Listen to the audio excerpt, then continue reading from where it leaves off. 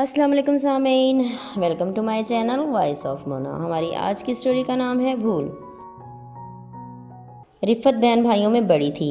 اس کا نکاح اس کے چچا زاد سے ہوا تھا، جو کہ عمر میں اس سے بہت بڑا تھا، کم از کم 20 سال بڑا۔ وہ انتہائی اچھا اور سلجھا ہوا انسان تھا۔ رفت کا باپ مالی تھا اور حالات کافی خراب تھے۔ رفت کا میاں منڈی میں آڑتی تھا۔ اس نے 5 مرلے کا پلاٹ لے کے رفت کے نام لگایا تھا، اسی وجہ سے رفت کا رشتہ ملا تھا۔ اس کے ماں باپ بھی رفت کے میاں ارشد کے قرض کے بوجھ کے نیچے دب چکے تھے، اس لیے انہوں نے رفت کا رشتہ ارشد سے کر دیا تھا۔ سارا خرچہ ارشد نے اٹھایا۔ رفت سمجھدار تھی، اس لیے جو کما کے لاتا رفت کے ہاتھوں پہ رکھتا۔ رفت نے کمیٹیاں ڈال رکھی تھیں، پیسہ جمع کر کے پلاٹ پہ گھر بنایا۔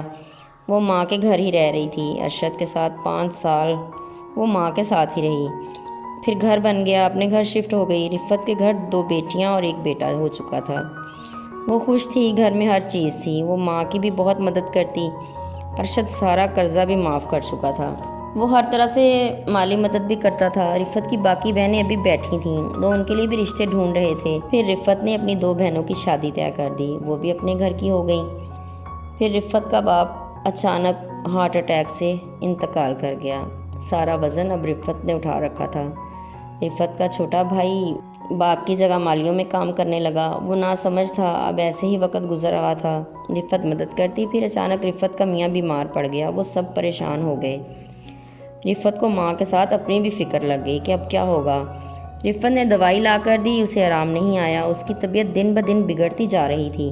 رفت کی سمجھ میں نہیں آ رہا تھا کہ کیا کریں۔ وہ اسے ہسپتال لے گئی تو پتہ چلا اسے شوگر ہو گئی تھی۔ وہ کمزور ہو چکا تھا۔ وہ منڈی جاتا تو وہاں گر جاتا، لوگ اٹھا کر گھر چھوڑ جاتے۔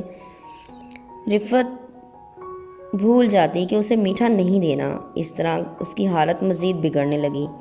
ایک دن رفت کی ماں کی طبیعت خراب ہو گئی، وہ اسے لے کر ہسپتال گئی۔ 2 دن ہسپتال میں رہی۔ ادھر ارشد کی بھی طبیعت خراب ہو گئی۔ اس نے بھول کر غلط دوائی کھا لی، جس سے اس کی حالت اور بگڑ گئی۔ گھر میں کوئی تھا نہیں، وہ اکیلا ہی تھا۔ حالت اتنی خراب ہوئی کہ وہ اندر اکیلا ہی دنیا سے رخصت ہو گیا۔ جب کوئی بچہ گھر میں آیا، اس نے باہر جا کر شور مچایا۔ سب آ گئے۔ رفت آئی تو چکرا کے گر پڑی۔ اس کی دنیا ہی اندھیر ہو چکی تھی۔ وہ کافی پریشان ہو گئی تھی، اب کیا ہوگا۔ اس کی ماں بھی ہمت ہار گئی تھی۔ پھر کفن دفن کے بعد اب یہ سوچ رہے تھے کہ کیا کیا جائے۔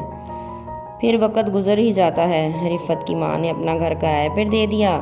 رفت کے پاس بھی کچھ پیسے تھے، اس نے بھی اپنا گھر ڈبل سٹوری کر کے 1 سٹوری کرائے پر دے دی، اور اس طرح وہ اپنا گزر بسر کرنے لگی۔ جیتے رہیے، خوش رہیے۔ ملتے ہیں اگلی کہانی کے ساتھ۔